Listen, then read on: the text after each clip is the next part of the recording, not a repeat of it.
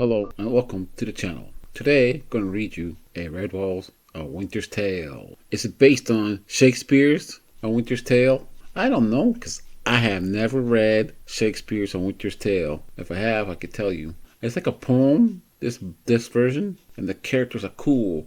You meet your favorite characters in it. The Abbey's father. Like he's a priest, and you meet Mo Babe, Tub Spike, and all those people, and Badger's mom and all that. Mom, M-U-M, spelled that way. So let's get into the book and find out what really happens about A Winter's Tale in Redwall's Winter's Tale. Redwall's Winter's Tale by Brian Schock, illustrated by Christopher Dennis.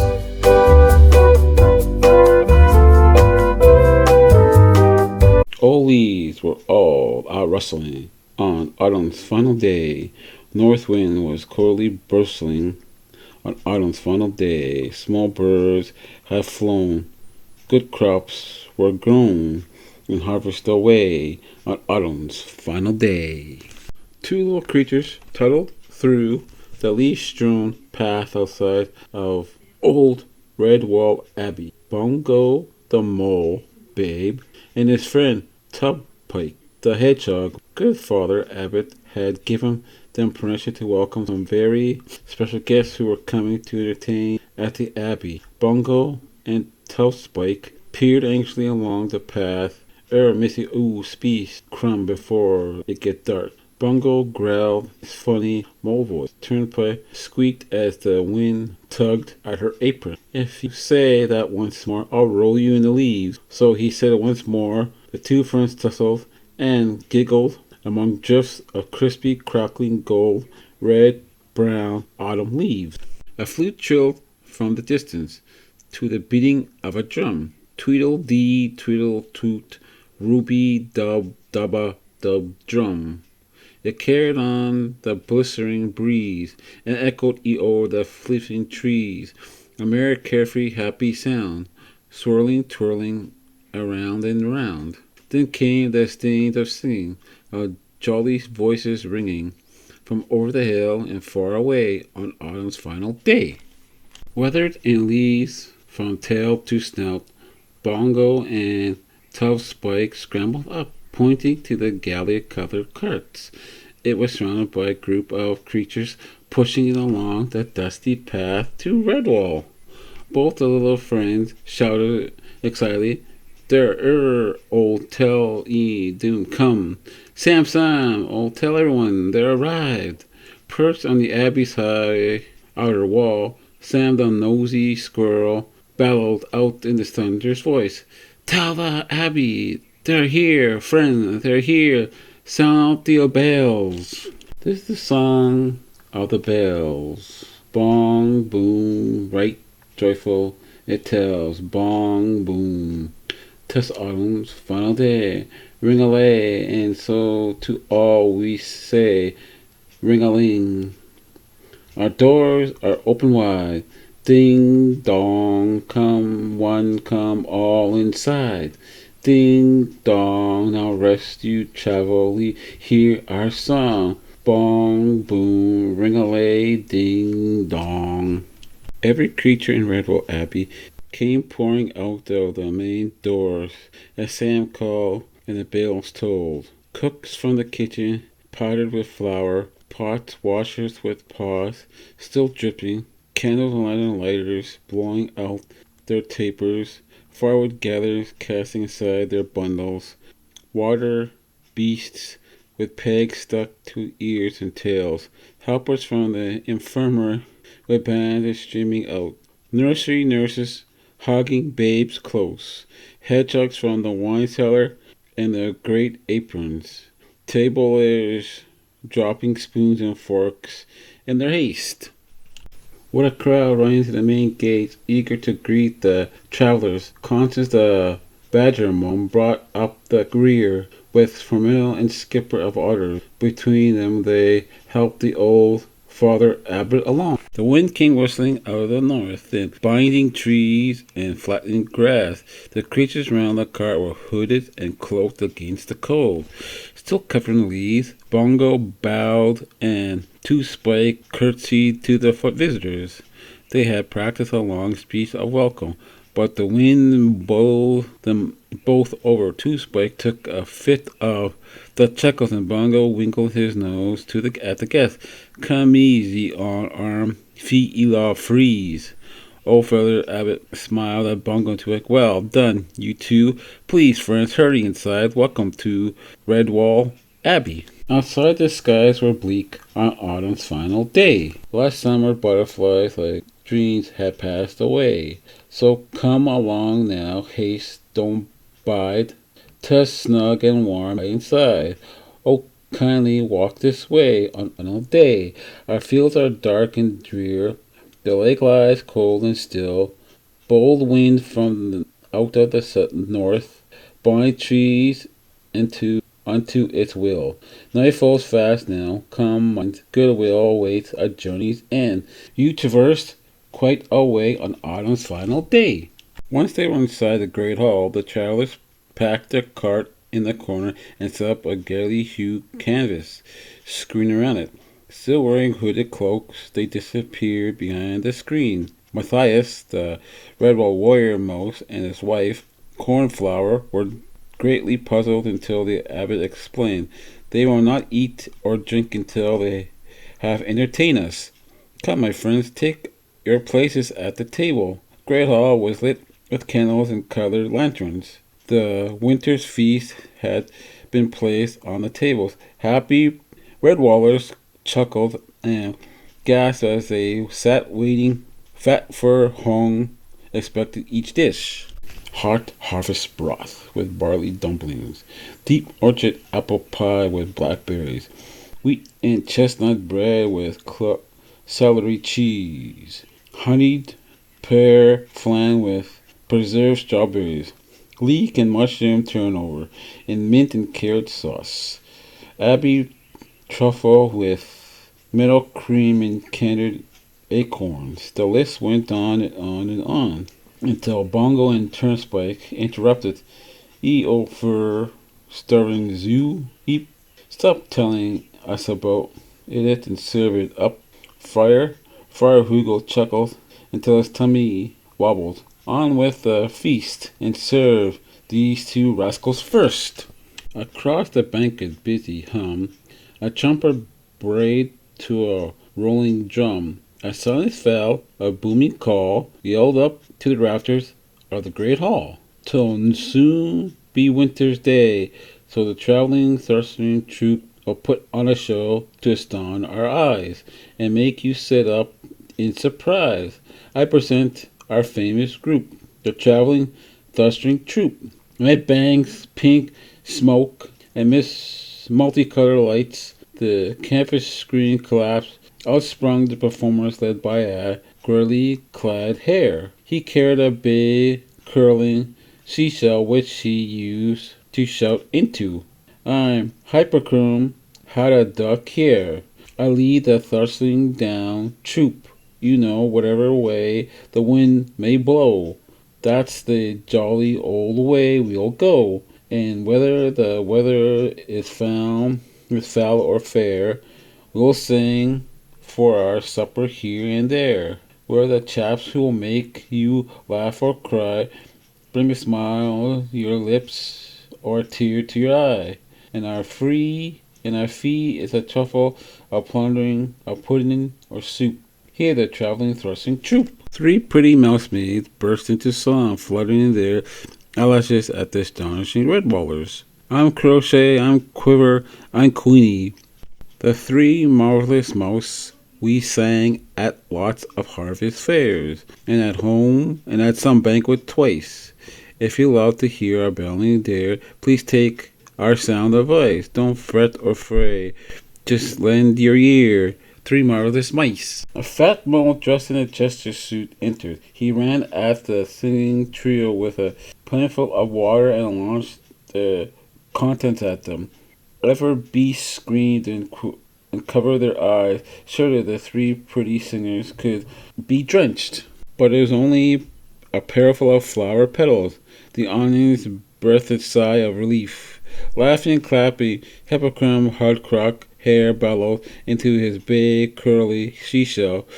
For your amusement, Colonel Caper, Jolly Capes, Marvelous Myth, and Rub Tickling Rumpus. For your very own jaw dumpling and cover clowns. Whooping and tumbling, a band of moles, vowels, and dormice, all comically dressed, took the floor. Exploding cakes, for goodness sake. The slappers really smart. A silly grin upon their face, bringing laughter to their hearts. Bongo and Tough Spike roared with murmured tears streamed from their eyes. Skippers of otter, pneumatics held their sides, chuckling. The hare announced the next performance. Father Abbot, good Redwalls, all allow me to present the 3-1 and only mighty Bollock Broadstripe. A gasp roared from the audience. Bollock Broadstripe, the badger, shed his falling cape, twirling his curled mustachio. He bowed, then roared up. He flexed his powerful muscles and issued a warning to Bongo, Two Spike, and all the little ones watching. Never attempt to perform the things you see about to do, or you see might square into your little selves. He flung a big stone ball up high and caught it with both paws. A solid bar of iron he bent it with his jaws. Then he took two metal weights which no four beasts could lift, and swung them up above his head, all in one easy lift. The hare, 6 squirrels, and 8 mice upon a table set. He carried all toys around the great hall. Now, what you think of that? Whoo, whoop, coot, zoo. Formal and Nosy Sam ducked their heads just in time. A dozen apples whizzed through the air like magic. It was Oswald and Oozle, the juggling artists. Around and round the apples flew between the jugglers' duel. Oswald and Oozle did all this while balancing upon 2 rounded logs. Not only that, they both spun bowls with their tail tips, crying out, "Hoopla, rosy apples for all! Hoopla, will we let one fall? Up they comes, down they goes. Where they land, nobody knows." See onions from the festive table. They added them to the swirling medley. Sugar plums, pears, candied chestnuts, whizzed with the apples over the diners' heads. Oswald and Ozu skillfully charged chains of flying fruit into different patterns, turning as it did. Hard glow Huns, this trick is yours. Hold up both your open paws. Sit quiet until now. Close your eyes, and here's a sweet surprise. Bungle, Tough Spike, and all the Abbey's babes squeaked with delight. A candied chestnut landed plop onto each of their small paws. Oswald Ozzy bowed and bummed at the well-deserved Pilates seeds. Such skill! Alley-oop, head over tail. High above the abbey floor, see amid the rafters beam, the flying for grove squirrels soar. Catch your partner by the paw, loop the loop and somersault, soaring free up in the air. The flying forest grove squirrels vault. Fearless these skilled acrobats, each one born with nerves of steel, hurling, twirling carefully. The flying forest grove squirrels wheel. Magical mugwort amazes all. In a cloud of smoke he'll appear, to vanish a spoon from Bongo's paw and produce it in his ear. Acabradaka, Alakazam, he gives his wand a shake. Bees fly out of Abbot's sleeves, and daisies sprout from a cake. What a mysterious hedgehog! How does he do it? They cry. Whistle from a tiny nutshell. Ribbons and streamers fly. Does Mugwort do it with mirrors? Is it all a trick, a joke? How's, what, why, who knows? Not I, woof, he's gone in a cloud of smoke. Redwalls were beside themselves with merriment and admiration of the troop. Applauding heartily, they cheered and pounded the tables. Good Father Abbot called out to the performers, "What a marvelous show! Come now, friends, please sit with us and share our feast." At a nod from Hardock Hare, the entire troop took a bow and hurried to their places set for them at the table. And what a table of hungry entertainers it was! Whilst the feasting and chatting continued, Constance, the badger mom, cast an eye over the Abbey babes. Most of them were rubbing their eyes and yawning. "Come on, my Dublin's time you were snug in your beds." The babes snuffled and grumbled, but Bungle complained aloud. "Gur be fur, ease you be leaky, then go to bed e big to stay oops, boom uncle, no ma'am." Mighty Bullock Badger swept Bungle up with one huge paw. "Heartskin to me, little Master Mole. If you want to grow up be big, strong like me, you'll have to right off to bed. Besides, tonight is autumn final day, so you must go." Mighty Bullock winked at the dozy Dublins. "Come on, y'all, tell you y'all story once y'all in bed." Bungle cheered up a bit. "He girl story o Ezekiel Zoo." Up the winding abbey steps, little paws go pondering in the flickering lantern light. Tiny heads are nodding side by side, wearily, snail-like Dylan's creep. Redwall spiral staircase leads to the land of sleep. With Constance Cornflower and several others to help, it was not long before the Abbey babes were tucked up snug in their little dormitory beds, some already asleep, but not Bungle. "Tell ye stories, ye." So Mighty Bola told the tale of story known to all creatures as old as time itself. Old autumn's final day is done. When night bells toll winter birth, that's the time, so legend says, Snow Badger comes to earth, awakened in his realm of sky, to visit earth below, unseen by any living eye. Thus it was ever so. Lord of cold winter season, he makes all stars shine bright, ruler of the icy winds, whose breath can freeze the night.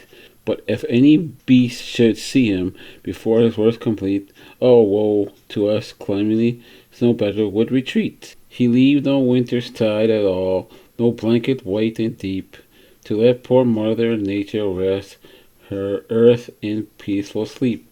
And if there were no winter, why then there'd be no spring, no crops to mow, no flowers to grow, no little birds to sing. Our lands would turn to desert. How sorry we all be. So I shut tight, sleep sound tonight. Let Snow Badger roam free. Mighty Bulbrock's voice was so deep and comforting that all the Abbey babes were soon fast asleep, dreaming their own small dreams. On tip-paws, the elders strolled out and went downstairs, and chuckling to one another, "Snow Badger, that's a good story to make them sleep. I can remember my old grandma telling me it to me. Me too, and I believe it, every word." Mighty Bulbrock toyed with something on a string about his neck. He looked at them in surprise. "You don't believe the story of the Snow Badger anymore?" "Believe it, not us. It's only an old bedtime story to make babes go to sleep." But Mighty Bullock Badger did not laugh. 'Twas late at night, all banqueting was done. Redwallers and their guests to bed had gone. Outside the north wind howled in danger-like moans, scaring at the Abbey's ancient stones. Within each creature slumbered, safe and warm, heedlessly to the song and wind of the storm. Fires grew low as solid pine logs burned. Their wood to glowing amber slowly turned. This was the time he had been waiting for. O Lord, O winter tide arrived once more.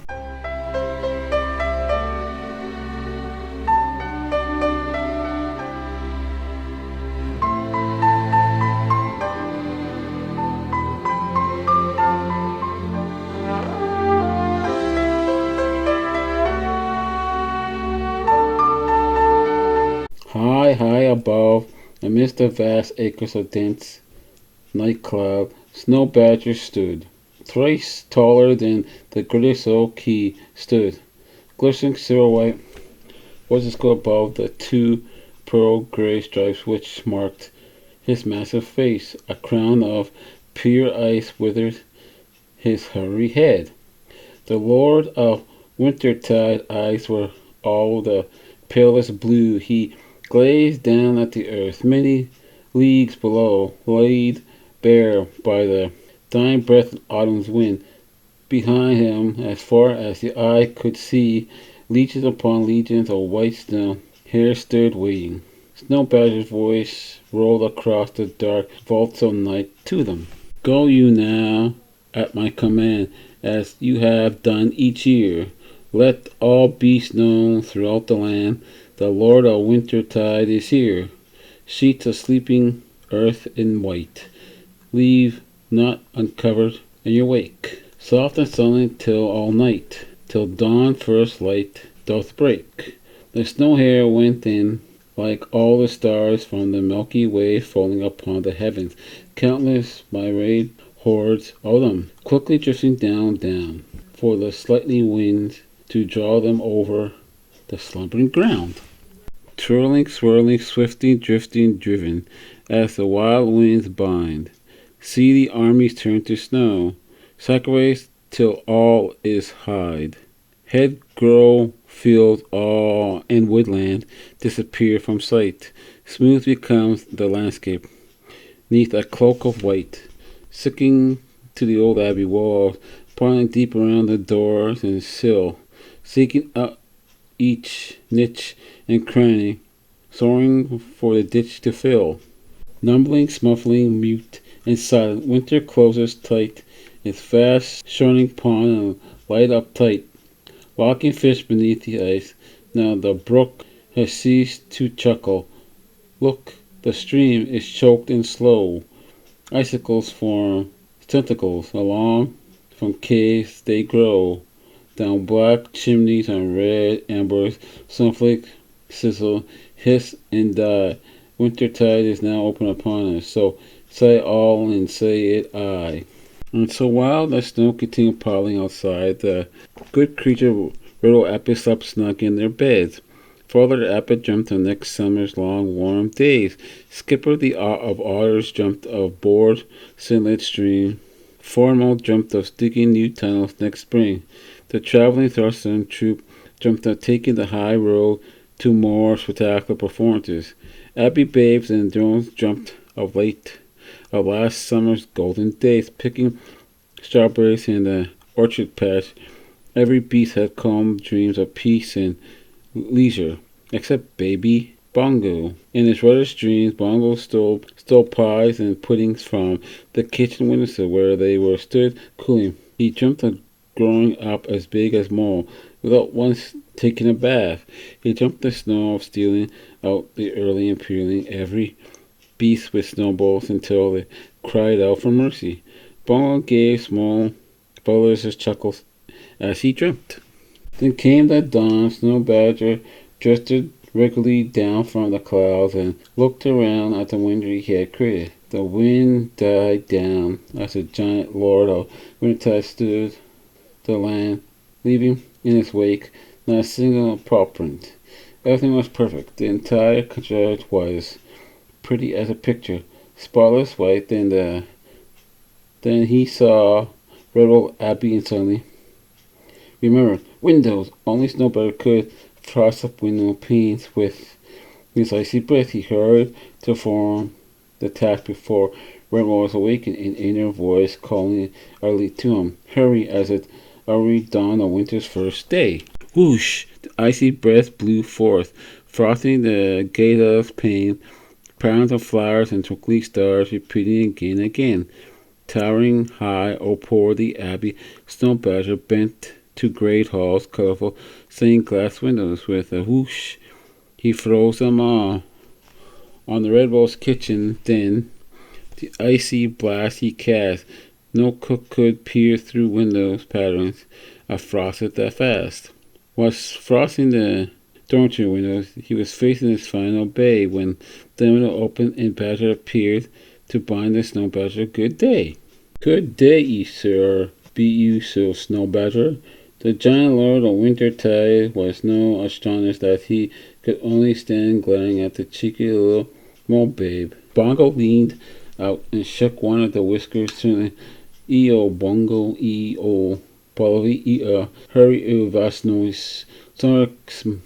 Snow Badger smiled, and his great face lightened up with delight. Gently he took Bongo into his outstretched paw. The little mole babe hung on one of the mighty claws, looking down at the abbey far below. High. Oh, zoo, be you going to take oop the clouds with ye? Snow Badger laughed, and he laughed so hard that his mighty breast chased the gray cloud banks away. Winter sun beamed down at the land, giving the snow a soft creamy color and making it sparkle glittery. He shook his big spurned head. "Oh no, you young rascal, no. Back to your home you must go. But remember me each winterside, for 'twas I who brought you snow." Bungo felt himself lowered to the ground as fast that it made his tiny head spin. He landed softly in a deep snowdrift out beside the abbey door. Snowbear shook his head, groaned, chuckled, and rose into the clear blue winter morn, light as thistledown and free as a breeze now that his work was done. The abbey door swings open wide as happy young ones tumble out, all muffled up and bright-eyed, just to hear them squeak and shout. Where's a hill to roll down? Where's a pond to skate? Snow bowling, tobogganing, oh, isn't winter great? Good Father Abbey and Hyper's come, head duck hair with the elders followed the youngsters into the snow. Skipper of Otters began clearing a path with his blade. Well, I see old Snow Badger visited us last night. Bungo's head popped up out of the snowdrift beside the door. Struggling did see ye, mighty bullock Badger nodded and played with the string about his neck. But the rest of the grown-ups, Redwallers, smiled, full elaborate, patted Bungo fondly. Well, golly gosh and goodness me, Snow Badger showed himself to you. He must have been a sight to see. Just think a moment. Was it true? Mayhap last night you closed your eyes and saw Snow Badgers in your dream. But in the morn 'tis no surprise that dreams may not be what they seem. Last night you may have eaten too much. As you grow up, no doubt you'll find that cheese and pudding pie and stuff returns to haunt one's mind. Bongo waved his little paws, protesting loud, "Ye aren't no dream. Ye see, ye grunt Snow Badger. Ye weaved nose to me. Look at there goes." All eyes followed the molebabe's paw, which was pointing skyward to an object high in the clear blue sky. Conscience patted Bongo's head fondly. "Yes, little rogue, that's only a cloud." "No, it ain't, ma'am. That's the Snow Badger. You know I'm anywheres." Maybe Bullock Broadstripe, the traveling Thurston troop strong Badger, stepped forward. He picked Bongo up when he was only the little lippy size. "I saw the Snow Badger too. I knows the Bongo saw him. Look." He pointed to the string above Bongo's neck.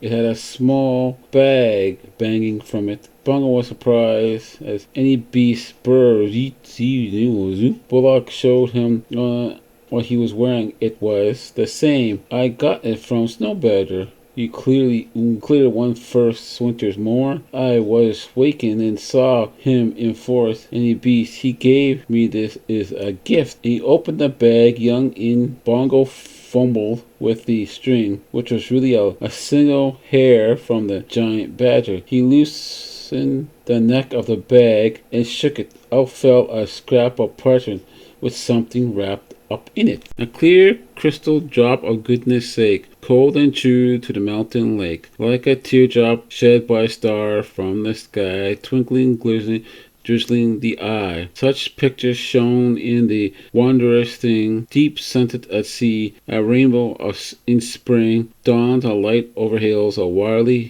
dawns light over hills, a wild waterfall. One just had to look to match it all.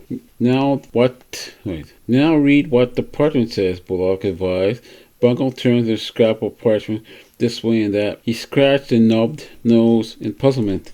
Good Father Abbot smiled kindly to the mole bay's efforts. Here, little one, you don't start at Abbey School until next summer. Let me read it for you. It was a very mysterious little poem that the Abbot of Redwall Abbey read aloud. Die written, a last cry. There find tears of off the poor threat. It formed her love. The riddles were at loss to explain the old rhyme. Well, what you make of that? What is supposed to mean? I can't make head or tail of it. Do you know what it means, Fallout? The abbot shook his wise old head. Alas, no. But I'll wager our friend Bullock does. The strong badger chuckled. I knows what it means, Father Abbot. 'Twas written on a scrap of parchment, too, though he took me long ease for I managed to solve the riddle of your poem. Bullock winked at Bongo, but today is winter's first day. 'Tis a time for sport and play. If you haven't guessed the answer, by heaven, by evening, I'll tell you at supper. What you say, little mate? Bongo nodded his agreement. You fool good idea, sir. Well, let's play. And play they did, every beast young and old. Constance, the badger mom, helped Matthias and Cornflower to build a fine snowmouse. Bongo and Two Spike flung snowballs at them. Far more on the crowd of doubling tobogganers down a slope. Bongo and Two Spike giggled and flung snowballs at them too. Skipper and his otters skated figures of 8 on a frozen pond. Bongo and Two Spike chuckled and flung snowballs at them too. Good Father Abbot and the flying squirrels busied themselves making snowballs. Bongo and Two Spike laughed and flung snowballs at them too. Hyperchrome Hair and some of his troop started rolling together to a great snowball. Bongo and Two Spike roared with glee and flung snowballs at them too. Blowing plums of white stream, bright-eyed and rosy-cheeked, ever beasts enjoyed themselves thoroughly, but none more than the two little rascals. Bongo and Two Spike, they snowballed everything that moved, so every beast left off what they were doing and began swimming back at the rugged pair. Soon the air was filled with So every beast left off what they were doing and began snowballing back at the rugged pair. Soon the air was filled with soft white snowballs. A snowball landed on Foreman's head. Constance took 2 on her snout. One big and fat knocked Bongo flat. As snowballs whistled about, back and forth they battled. Whoop, thud, splat, whack. Look, there goes a laughing hedgehog. 6 snowballs stuck to his back. No beast was spared from the ruckus fun. Even good old Father Abbot was forced to flee, smiling gracefully, plunged from the whiskers to habit. Such fun they played in the snow till evening, when the skies were glowing scarlet and the sun sank into the far horizon. Fair Hugo appeared at the abbot door and rang his bell, squeaking aloud to the revelers. Supper's ready. The bread is hot, pies and pastries, fresh mint tea, woodland stew straight from the pot. So wipe those paws and follow me. Bongo knocked the first tall hat off with a well-aimed snowball as he went inside. Such fun! Very warm and well-fed, the Redwalls and their guests sat around the roaring log fire in cavern hole. A few snowflakes fell down the chimney, hissing as they melted in the heat. Mighty Bull Brock nodded to Bongo. Snow Badger, his work again tonight, matey. Hyperchrome Haddock Hare, who was still munching, waved a long ear to Bullock. Now, will you kindly tell us what the little poem means? Good Father Abbot interrupted. He drew forth a parchment from his sleeve. Very warm and well fed, the Redwalls and their guests sat around a roaring log fire in cavern hole. A few snowflakes fell down the chimney, hissing as they melted in the heat. Mighty Bull Brock nodded to Bongo. Snow Badger, his work again tonight, matey. Hyperchrome Haddock Hare, who was still munching, waved a long ear to Bullock.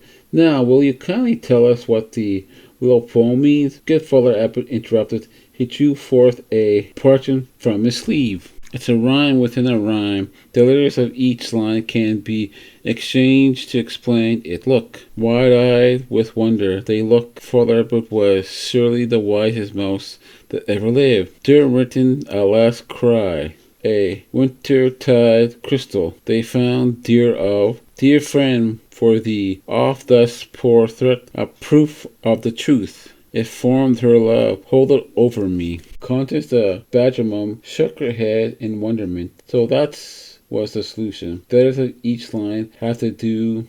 Constance the Badger Mum shook her head in wonderment. So that was the solution. The letters of each line have to be switched about to form a new verse. Father Abbot, how wonderful of you to solve the riddle. Bongo yawned and rubbed his eyes. He saw Muchuf this morning, but weren't going to tell until tomorrow, Mom. Mighty Bullock took Bongo upon his lap. You're a champion snowball thrower, little Bongo, but you're a dreadful fibber. Every beast of Redwall laughed and laughed all the way up to their beds. Far up in the cold night skies, Snow Badger watched his hairs drifting down to earth and turning to snowflakes. He heard the happy laughter drifting up through the Abbey's windows. No doubt his little Mongol friend Bongo had caused it. Lying down in a vast soft cloud, the Lord of Wintertide closed his eyes in slumber. He's like visiting Redwall Abbey to bring winter joy to the creatures. Lying down on a vast soft cloud, the Lord of Wintertide closed his eyes in slumber. He liked visiting Redwall Abbey to bring winter joy to its creatures. Did you enjoy your visit at Redwall, my little friend? I hope you did. Please come back someday. May it be summer, spring, autumn, or winter. You are always very welcome here.